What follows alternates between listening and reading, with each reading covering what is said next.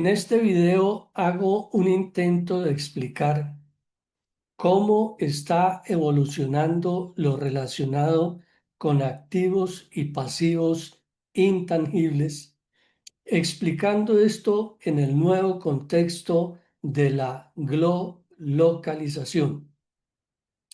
Las cosas están cambiando de manera acelerada.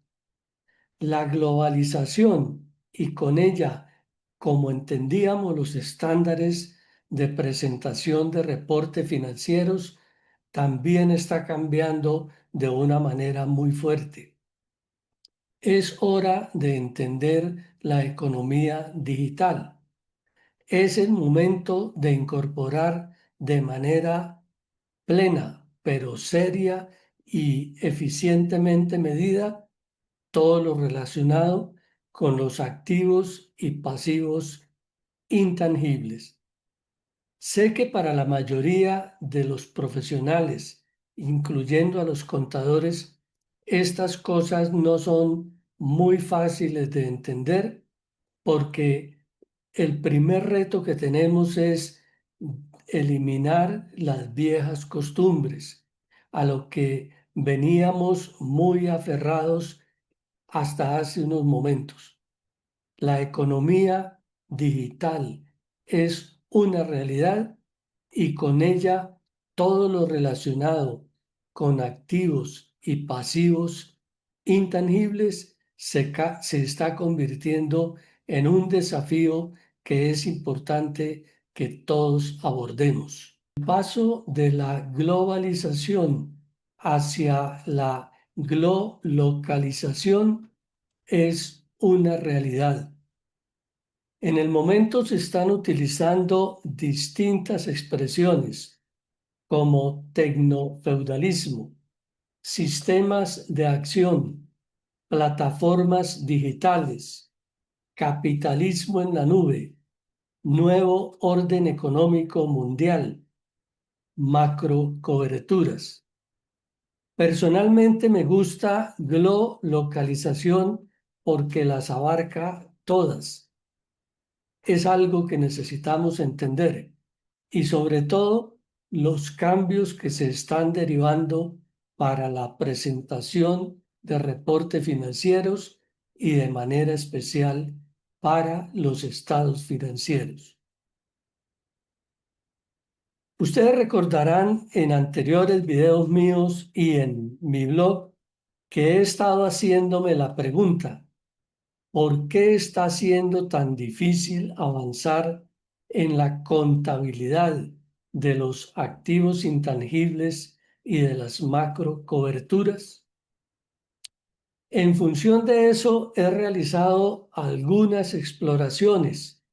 No digo que sea una investigación profesional y profunda.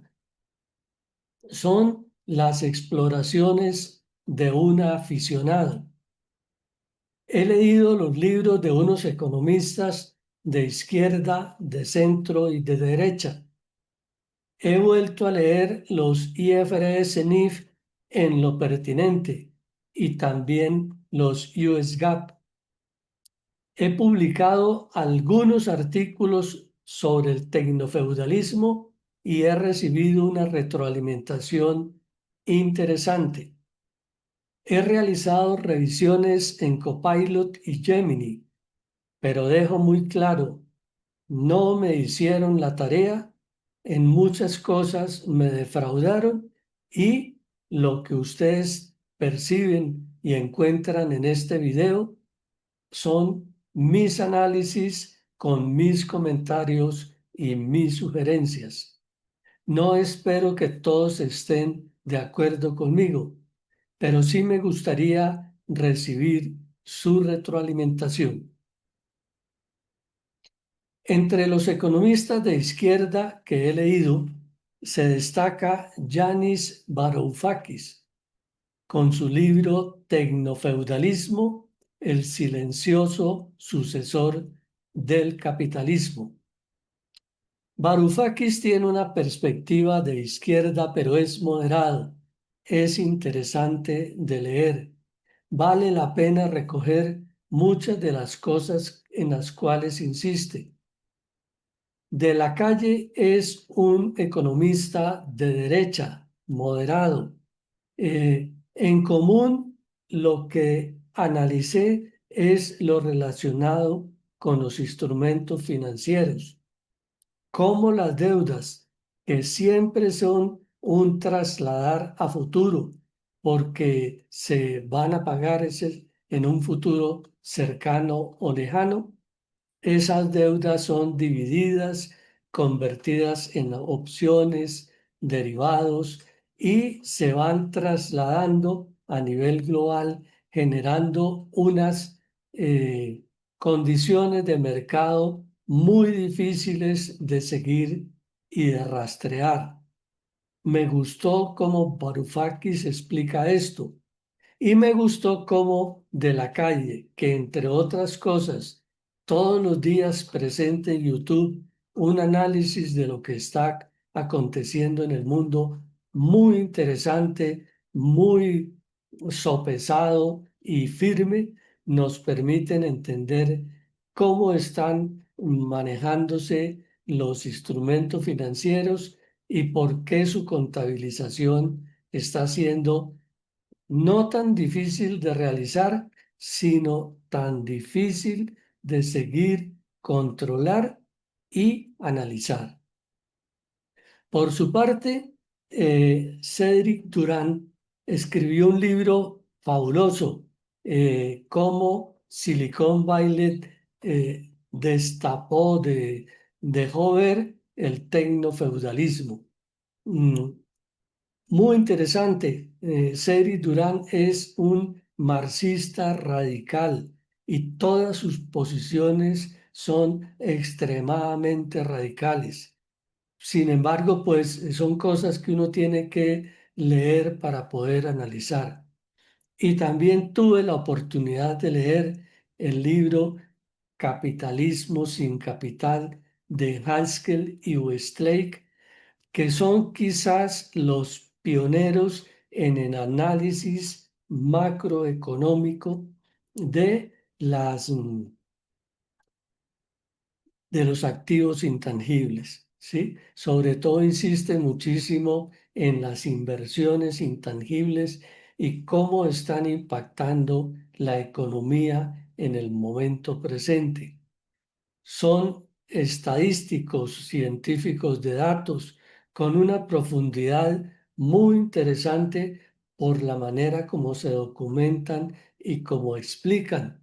Desafortunadamente, Haskell y Westlake dicen que los contadores somos demasiado ponderados, demasiado tímidos en enfrentar estas cosas y por eso los resultados que ofrece el análisis que realizamos pues se queda extremadamente corto, dado que se refiere únicamente a normas que reflejan el pasado.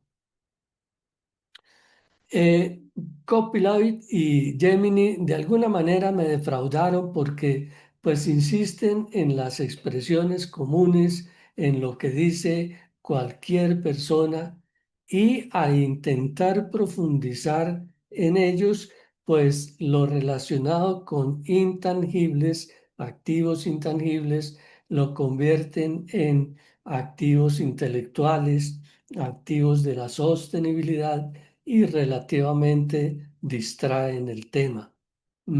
Sé que hay muchos otros instrumentos de inteligencia artificial, desafortunadamente no están suficientemente entrenados para hacer búsquedas de mayor calado en estas cosas porque se quedan recogiendo las publicaciones que son más comunes, más publicitadas en sus entornos y realmente estas cosas sobresalen, pero en otros contextos.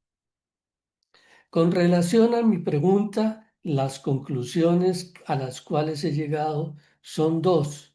La primera, con relación a los activos intangibles, se ha explorado bastante, pero respecto de los pasivos intangibles se ha explorado muy, pero muy poco.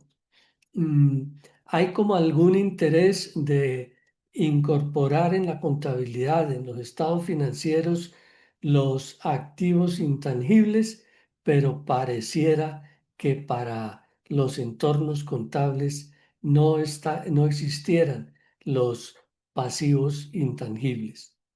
Mi otra conclusión es que tanto para IASB como para FASB estos no son temas prioritarios. Y esto es preocupante. En un contexto de economía digital es supremamente preocupante. Para IASB y para FASB, su esfuerzo es realizar algunos mejoramientos de carácter incremental que en la práctica generan alguna utilidad para la toma de decisiones, pero que no resuelven ni los problemas ni las inquietudes que a nivel global hay sobre estas cosas. Y lo otro que realizan es organizar propuestas o proyectos de investigación. Esto de alguna manera les permite reconocer que no conocen suficientemente estos temas y que por eso todavía no pueden implementar unos procesos de revisión de sus estándares y la emisión de otros sustancialmente mejores. Tienen deseos, eso no se puede negar. FASB le lleva una pequeña pero importante ventaja a IASB en cuanto tiene un estándar sobre criptomonedas. IASB todavía duda en el tema de estas cosas y en lo digital, y pues uno quisiera que generaran respuestas mucho más eficaces. Por consiguiente, la auditoría de estas cosas, pues, queda en deuda todavía y la profesión no ha podido desarrollar una práctica que sea ampliamente reconocida como experticia en estas cosas. De acuerdo con mi entender, se requieren nuevos referentes expresados en un contexto de globalización. Por el lado de IASB, el IAS-NIC 38, activos intangibles, eh, permite incorporar en contabilidad algunas cosas, pero las grandes preguntas que genera todavía no están resueltas. Y tampoco los otros grandes interrogantes que hay sobre la contabilización de los activos y pasivos intangibles. Lo mismo pasa por los terrenos de IASB, la ASC 350, intangibles, plusvalía y otros. Si bien tiene un estándar dedicado a criptomonedas, no soluciona plenamente lo relacionado con la economía digital. De acuerdo con mi entender, el IAS-NIC 38 deberá evolucionar ya sea hacia un referente o un estándar de activos y pasivos intangibles o un estándar sobre intangibles. Y lo mismo le sucede a FASB. Tiene que desarrollar ya sea un estándar de activos y pasivos intangibles o uno de intangibles. Yo sé que la lógica diría que sea uno de intangibles, que sea comprensivo, que abarque todo lo que se necesita, pero la realidad nos lleva a que como los actuales se refieren solamente a activos intangibles, pues la expresión pasivos intangibles incorporada en el título creo que genera un impacto importante. Considero que se puede proponer en estas condiciones un nuevo estado de posición financiera En relación con el patrimonio, las cosas de alguna manera pueden seguir de manera como están ahora, pero muy posiblemente también requiera algunos cambios. Pero por el lado de pasivos sí, y activos sí se necesitarán cambios importantes.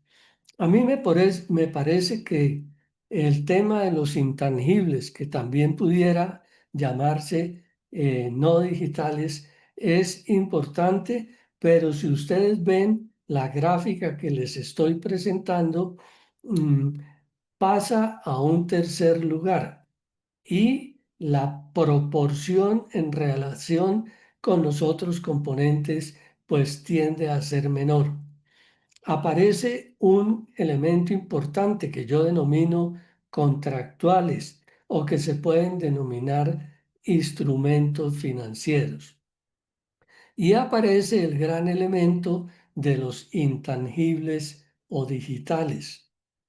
Si ustedes tienen la oportunidad de leer los economistas de centro, derecha, izquierda que les acabo de mencionar, o muchos de los otros que ellos mencionan, ellos insisten y muestran unas mediciones interesantes que los intangibles tienen un peso mucho mayor en la economía digital, en la economía del presente, ¿sí? De la globalización, del tecnofeudalismo, del capital en la nube, de las macrocoberturas, porque la economía se está moviendo alrededor de lo digital, transformando muchas cosas, de manera especial el concepto de beneficios, utilidades,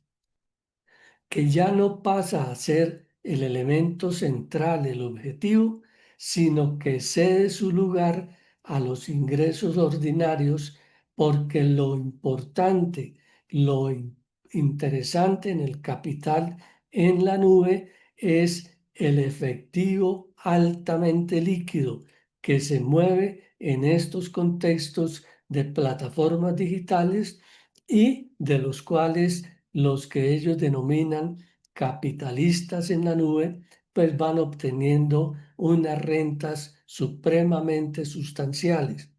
Esto implica un cambio muy fuerte para la estructuración y el entendimiento de los estados financieros. Esta es mi propuesta, la cual acompaño con unos ejemplos de elementos de línea. No son todos, pero sí destaco los que son, según mi manera de entender, los más importantes. Por el lado de los tangibles tenemos los activos que todos conocemos: inventarios, propiedades, planta y equipo, provisiones. Y en el pasivo, provisiones, depreciación y deterioro. Yo les he colocado un asterisco porque muchos de ustedes van a decir, en un momentico, esas provisiones hacen parte de otro activo, porque nosotros decimos es, por ejemplo, que el valor en libros de propiedad, planta y equipo es menos depreciación, costo menos depreciación. Y entonces no necesariamente se separa lo relacionado con la depreciación, y porque el entendimiento de las provisiones en algunos casos se puede tomar como un activo, en otros casos como un pasivo. Son cosas por aclarar y no por decir a la ligera son activo, son pasivo. Por el lado de los contractuales, pues están las cuentas por cobrar, las inversiones en asociadas, los derivados y demás instrumentos financieros que conocemos, las criptomonedas y otras monedas digitales, los contratos inteligentes, los tokens y muchos otros que encontramos en este mundo digital. En los pasivos, cuentas por pagar, préstamos bancarios, deudas por acreedores, laborales por pagar, impuestos por pagar, depósitos reembolsables de clientes. Una de las cosas que a mí me llamó la atención en Copilot y en Gemini es que cuando uno les pregunta cuáles son los pasivos tangibles, identifican estos que son claramente instrumentos financieros. Eso deja espacio a nuevos entendimientos de los pasivos tangibles, que siempre hemos identificado con instrumentos financieros, pero que de pronto, como mi análisis es muy parcial, pudiéramos complementarlo con otras cosas. En los activos intangibles, pues están los digitales, especialmente las plataformas, las marcas registradas, las patentes, los derechos de licencia y la propiedad intelectual principalmente. Y en los pasivos, ustedes ven que la lista se alarga.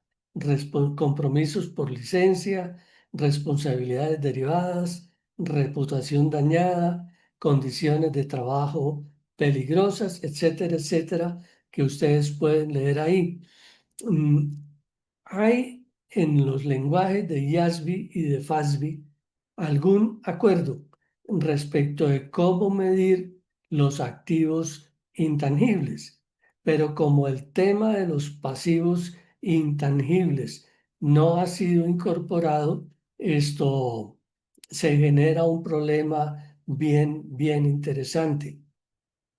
Si ustedes revisen las lecturas que realicé, una cosa que encuentran común es que la medición que estos economistas sugieren es que se haga a valor razonable, porque muestran que el costo en estas cosas no funciona. Esto es un golpe duro para la manera como tradicionalmente contabilizamos y para la manera como se aplican los actuales estándares de activos intangibles. A mí me parece que esto analizar el valor razonable de estos pasivos intangibles puede llevar a unos resultados bien interesantes porque existen suficientes mercados para medir estas cosas. Ustedes me dirán, ¿de dónde inventó usted esa lista? Sacado de cómo las plataformas están midiendo estas cosas. No se les olvide que les dije que en las plataformas digitales lo importante son los ingresos derivados de los contratos con los clientes porque son altamente líquidos, hacen que los beneficios pasen a un segundo lugar. En ese contexto, los pasivos asociados pues son supremamente importantes y el valor de mercado, el valor razonable es la medida que de manera más segura refleja estas cosas y permite su incorporación para una cosa que es muy importante porque si solo se contabilizan activos intangibles, el mundo es feliz, el mundo es delicioso, pero posiblemente no sea tan real porque los pasivos intangibles logran mostrar ese balance, ese equilibrio que se da en el funcionamiento económico de las actividades comerciales. Principales métodos de medición, pues para los tangibles ustedes conocen costo menos depreciación, valor revaluado; para los instrumentos financieros, costo amortizado, valor razonable a utilidades o pérdidas, valor razonable a otros ingresos comprensivos; y para los intangibles, tal y como está actualmente, valor razonable o costo menos amortización. Yo insistiría en ver cómo esa constante del valor razonable tiene un impacto muy fuerte en la medición y insistiría en que posiblemente tenga que revisarse con mucho cuidado ese enfoque mixto de medición que por miedo a las críticas de los conservadores aferrados al costo, pues siempre han limitado la implementación del valor razonable. Pero si se privilegia el carácter económico, el carácter financiero, a mí me parece que es cuestión de analizar estas cosas menos en temas de normas o estándares existentes y más en un contexto de referentes tal y como se entienden ahora en un contexto de localización en que están apareciendo estándares agnósticos, tal y como ha ocurrido con el aseguramiento de los reportes de sostenibilidad. La economía digital nos lleva a que tenemos que entender tanto los componentes tangibles como los intangibles. Necesitamos hacer un esfuerzo fuerte de análisis en estas cosas. Es necesario medir el impacto en los estados financieros y yo pensaría que hay dos alternativas. Una alternativa antigua que es la de ir incorporando cuentas de orden, como se hacía en tiempos pasados, pero como las cuentas de orden son supremamente cuestionados con la incorporación del leasing en los estados financieros, pasaron ya definitivamente a la historia, pues me parece que queda es la otra alternativa, que es la que se está aplicando con relación a la sostenibilidad, los riesgos y las oportunidades relacionadas con la sostenibilidad. Aquí habría que decir que vuelve y juega el tema de la doble materialidad, porque el impacto no se puede medir solamente con la materialidad financiera, sino es necesario medir también y de manera muy importante la materialidad del impacto. Hay que entender que tienen mayor peso los intangibles sobre los tangibles. Así muchos abran los ojos y digan, pero ¿y propiedad, planta y equipo no es el más grande de todos? ¿Inventarios no es el más grande de todos? ¿Quién sabe? ¿Sí? Los activos intangibles tienen muchísima más fuerza y se está reconociendo su valor. Es necesario tener bien claro que ahora lo importante es la liquidez, por eso los ingresos ordinarios. Me gustó mucho la crítica de Varoufakis a los instrumentos financieros porque dice que es tomarlas a creencias y convertirlas en opciones, en derivados, en unas cadenas casi imposibles de controlar que generan una liquidez para los que son capaces de cobrar las rentas, pero que generan unos movimientos especulativos muy, muy complicados para la economía en un momento en que la economía mundial necesita, como dice Trump, volver a las calles, ¿sí? Volverse real, que no sea tanto una economía de Wall Street, sino de Real Street, de la economía de los fenómenos económicos reales, verdaderos, que ocurren en la economía y no tanto la búsqueda de beneficios, porque como ellos también comentan, en la consolidación de los estados financieros, pues también los beneficios pasan a un segundo lugar porque esto, lo importante es generar unas sinergias para el logro de otros objetivos que no necesariamente son obtención de beneficios y que en muchos casos los fenómenos de recompra de acciones pues se utilizan es precisamente para fortalecer esa capacidad de liquidez.